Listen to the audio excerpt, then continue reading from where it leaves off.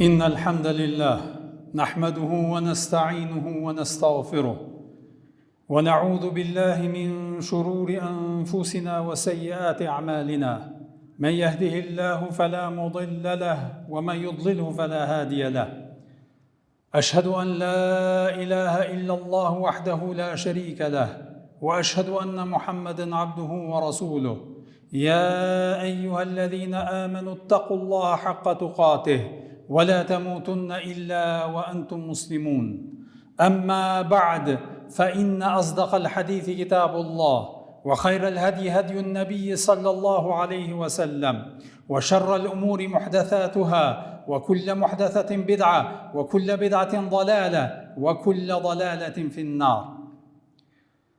Lavdrimet më të sinqerta I takojnë vetëm Allahut të Madhreshëm. Vetëm atë falenderojmë dhe vetëm prej Tij ndihmë e falje kërkojmë. Atë që udhëzon Allahu I plot fuqishëm s'ka askush mund ta humbë, dhe atë që Allahu I madhruar e devijon s'ka askush mund ta drejtojë në rrugën e drejtë. Dëshmoj e deklaroj se nuk ka asnjë Zot që meriton të adhurohet me të drejtë, përveç Allahut I cili është një I vetëm, nuk ka ortak. Dhe dëshmoj e deklaroj se Muhamedi sallallahu alaihi wasallam ishte I dërguari I Tij I fundit, I cili na përcolli këtë shpallje, Kur'anin famlar. Salavatet dhe selamet, lavdërimi dhe paqja qofshin mbi të, familjen e Tij, shokët e Tij dhe mbi të gjithë ata besimtar, musliman të cilët pasojnë rrugën e Tij dhe udhëzohen me sunetin e Tij deri në ditën e gjykimit. Të nderuar vëllezër besimtar, fillimisht ju këshilloj juve dhe veten time që ta kemi parasysh dronë e Allahut të Madhreshëm. Një këshill me të cilën na ka porosit Allahu I Madhreshëm në Kur'anin famlar të gjithë njerëzve. Thot I Madhreshmi në ajetin në surën An-Nisa, ajetin 131, وَلَقَدْ وَصَّيْنَا الَّذِينَ أُوتُوا الْكِتَابَ مِنْ قَبْلِكُمْ وَإِيَّاكُمْ أَنِ اتَّقُوا اللَّهَ. Përkthimi, thot Zoti I Madhreshëm në këtë ajet, vërtet ne u kemi porositur atyre që u është dhënë libri para jush dhe juve që ta keni frikën e Allahut të Madhreshëm në parasysh. Të nderuar vëllezër besimtar, sot me lejen e Allahut të Madhreshëm do të ndalemi në një ajet të Kuranit famlar, I cili vërtet është një ajet madhështor, një ajet I cili prek zemrat tona, një ajet I cili gjithashtu edhe nxit ndërgjegjen tonë, një ajet që në fakt edhe përshkruan natyren dhe realitetin e njeriut si krijesë. Ajeti është në surën Al-Isra, ajeti 67, thot I Madhreshmi kështu: وَإِذَا مَسَّكُمُ الضُّرُّ فِي الْبَحْرِ ضَلَّ مَنْ تَدْعُونَ إِلَّا إِيَّاهُ فَلَمَّا نَجَّاكُمْ إِلَى الْبَرِّ أَعْرَضْتُمْ وَكَانَ الْإِنسَانُ كَفُورًا. Përkthimi, po thot Zoti I Madhreshëm në këtë ajet, e kur ju godet ndonjë e keqe në det, atëherë zhduken apo humbin ata që ju I luteni përveç Allahut të Madhreshëm. E kur ai ju shpëton në tokë, ju shmangeni e ktheni shpinën, vërtet njeriu është mos mirënjohës.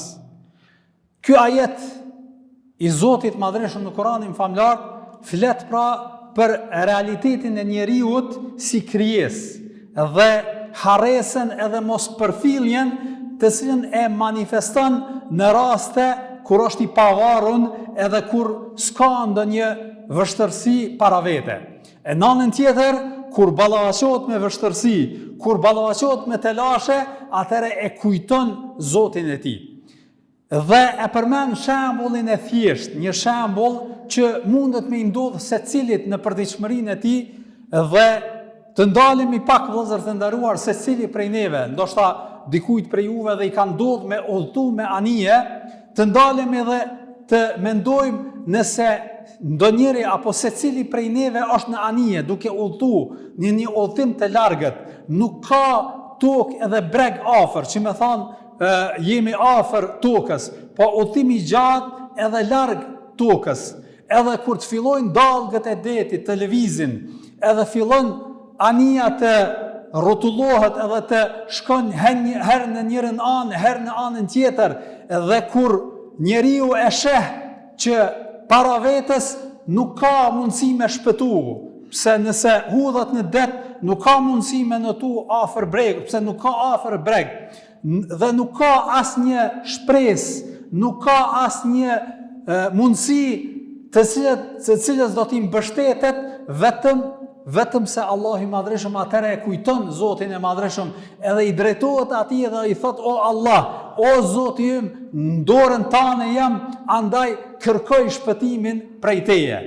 Po në anën tjetër, masi që të qetësohet anija dhe të vjen në tokë, në breg, edhe zbret prej anijes, atëherë e ka plën njeriu ajo mospërfillja, e ka plën neglizhenca dhe i harron ato begati dhe atë mirësi me cilën Allahu i Madhreshëm e ka gradu, edhe pra bëhet mos mirënjohës. Edhe prandaj Zoti i Madhreshëm bëhet wa kana al-insanu kafura, vërtet njeriu është mos mirënjohës. Mos mirënjohës në ato begati dhe në ato mirësi me cilat ballavaçohet njeriu në jetën e tij të përditshme. Një shembull konkret, identik me të cilën e përmenda pak më herët, përcjellet edhe në historinë islame, posaçërisht me një njeri që ka pas emrin Ikrima ibn Abi Jahl. Ikrima ibn Abi Jahl ka qenë djali i Ebu Gjehlit. Ebu Gjehli është një nga armiqet më të përbetuar të islamit. Pejgamberi sallallahu e ka quajtur faraonin e umetit ton, faraonin e umetit ton. Pra aq ka qenë i vrazhët, aq ka qenë i ashpër, aq ka qenë armiqësor, e ka luftu pejgamberi sallallahu në çdo moment deri në momentin e vdekjes së tij. Ai ka vdek, e ka mbyt dy djem në betejën e Bedrit, pra duke e luftu Muhammedin sallallahu alaihi wasallam. E një ashtu edhe djali i tij Ikrime ka vazhduar në njëjtën rrugë. Pra ka qenë armiqësor me Muhammedin sallallahu alaihi wasallam. Ka marrë pjesë në të gjitha betejat, edhe ka qenë udhës, edhe ka qenë një armik i përbetuar i Muhammedit sallallahu alaihi wasallam edhe i muslimanëve në përgjithësi. Edhe kur ka ndodhur çlirimi i Mekës, kur është fut Muhammedi sallallahu alaihi wasallam në Mekë, Ikrime nuk e ka prit Muhammedi sallallahu alaihi wasallam brenda Mekë. Pra arsye se e ka ditë çka ka bë, e ka ditë ato gjërat dhe armiqsinë e përbetuar që e ka shfaq në çdo situatë, në çdo rrethon, edhe çka vendos me ik prej Mekës. Edhe ik hyp në një anije dhe synon me shku në Abisini, në Etiopinë e sotme, për me mos me qëndru edhe mos me e taku Muhammedin sallallahu alaihi wasallam në Mekë. Mirë po, kur hyp në anije dhe fillon udhëtimin, ndodh ajo çka e përmendëm pak më herët, fillon anija që të lëviz dhe dallgët e detit që ta godasin atë dhe ta çojnë anijen herë në njërin anë, herë në tjetrën. Edhe të gjithë njerëzit që ishin në anije fillon me u friksu, një frikë shumë e madhe. Edhe të gjithë fillon mi u lut Zotit Madhreshëm edhe me thonë nuk kemi shpëtim tjetër, vetëm se ti drejtohemi Zotit dhe ti lutemi atij. Edhe ky tash ndalet edhe thot, ka dalë thot, unë jam tu ik prej një njeriu i cili po thirr në këtë adhurim, në këtë besim. Pra me adhuru vetëm Allahun e Madhreshëm, vetëm Zotin e vetëm, mos me adhuru idhuj të tjerë. Kurse unë tash jam në një moment, në një situatë që do duhet t'i lutem atij Zoti nga i cili po iku në fakt. Edhe betohet në veten e tij, thot për Zotin, nëse Allahu më shpëton nga kjo dallgë edhe nga kjo rrethon, atëherë gjithsesi do të kthehem te Muhamedi sallallahu alaihi wasallam dhe do ta pasoj atë. Dhe çfarë ndodh? Shpëton ky nga kjo situatë dhe rrethon, edhe masi që shpëton e çon fjalën e vet në vend. Edhe kthehet te Muhamedi sallallahu alaihi wasallam edhe bëhet musliman. E thot dëshmin edhe bëhet musliman edhe pason Muhamedi sallallahu alaihi wasallam, pasi që ishte një armik i përbetuar, kthehet në një musliman, madje prej muslimanëve të dalluar, dhe në historinë e tij pastaj evidentohet shumë veprime dhe shumë vepra të mira, të cilat e llogarisin atë si njërin nga sahabët e dalluar shok të cilët e kanë shoqëruar Muhamedit sallallahu alaihi wasallam, edhe pse shoqëria e tij me të ka qenë e shkurt, megjithatë është bërë prej muslimanëve të mirë. Vëllezër të nderuar, këto dy shembuj, edhe shembullin që e përmend Allahu i Madhërisht në Kur'anin famlar, po gjithashtu edhe shembullin praktik që ka ndodhur me këtë njeri, Ikrime ibn Abi Jahl, na bën me e kuptu ne si musliman vërtet kur jemi në begati të ndryshme, në ato dhunti që Allah i Madhërisht na i ka dhënë në jetën tonë të përditshme, atëherë mos ta harrojmë Allahun e Madhërisht. Për arsye se Ibn Sa'di, një nga komentatorët e Kur'anit, kur vjen te ky ajet, e bën një komentim dhe e sqaron, thotë vërtet që ky ajet e çet në hap e çet në shesh ignorancën e njeriu me veten e tij. Pse? Për arsye se kur është në vështirësi, edhe kur s'ka ka mjamajt, atëherë i drejtohet Zotit Madhërisht dhe i lutet atij. Mirë po, kur lirohet pak, edhe kur e sheh veten që është i pavarur, kur e sheh veten që është mirë, që nuk ka ndonjë rrezik që me cilën do të ballafaqohet, atëherë çka e tregon atë mendjemallsinë e tij, e shfaq atë neglizhencën e tij dhe e shpërfill dhe e harron krijuesin e tij, i cili e ka kriju dhe kërkon prej tij me e adhuru atë edhe në vështirësi, po gjithashtu edhe kur je mirë, edhe kur je në begati të ndryshme. Prandaj vëllezër të nderuar, vërtet besimtari duhet ta manifestoj mirënjohjen edhe falënderimin ndaj Allahut Madhërisht në çdo rrethon dhe në çdo situatë, e posaçërisht kur ballafaqohet në begati të ndryshme, mos me qenë prej atyre që ja atribuojnë vetës së tij ato begati. Me një fjalë,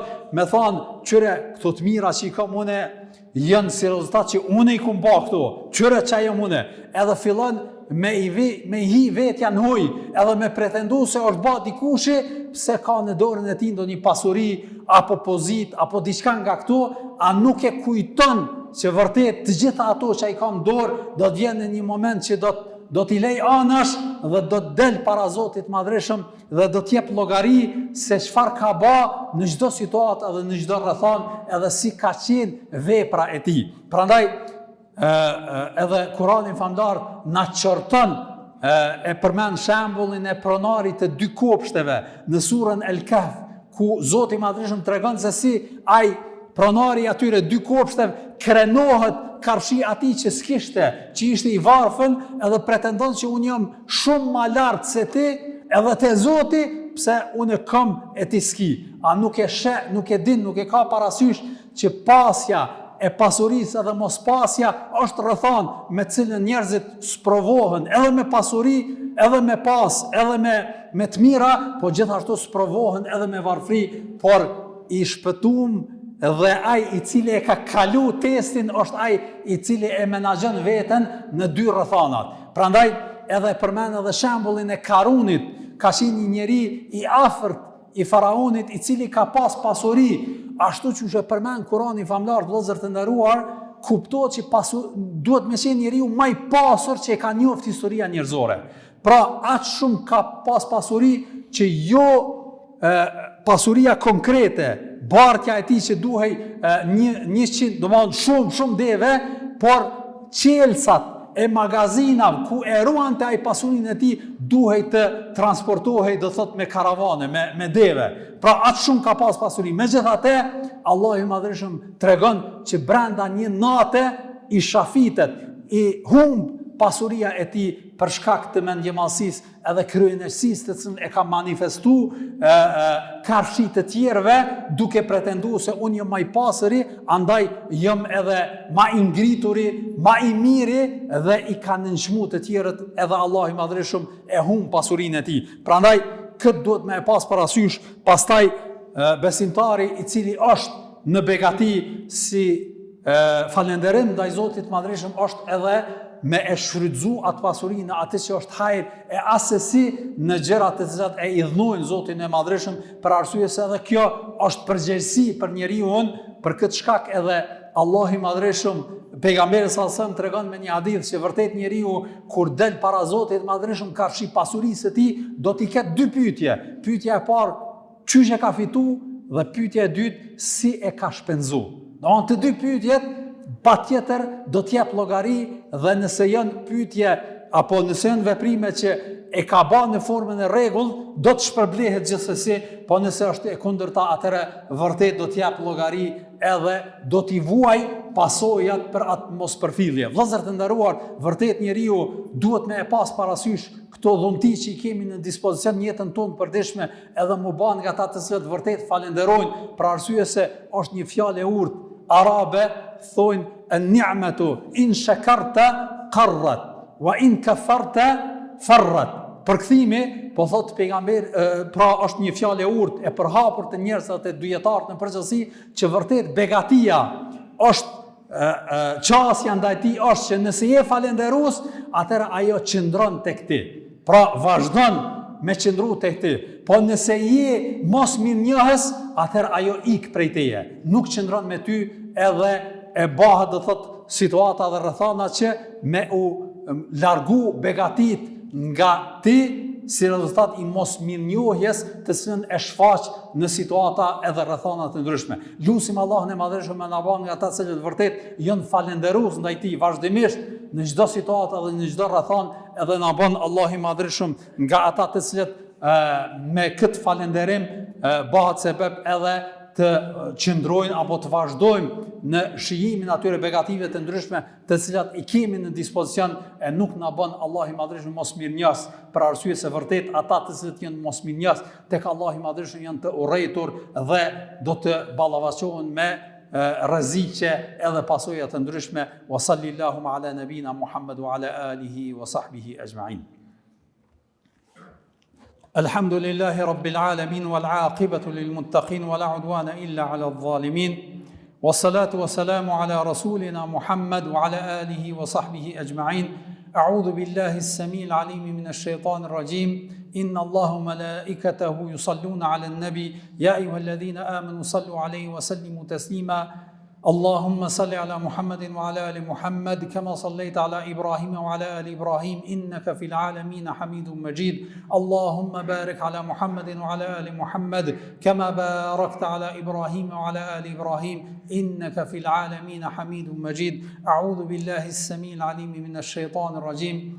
إن الله يأمر بالعدل والإحسان وإيتاء ذي القربى وينهى عن الفحشاء والمنكر والبغي يعظكم لعلكم تذكرون.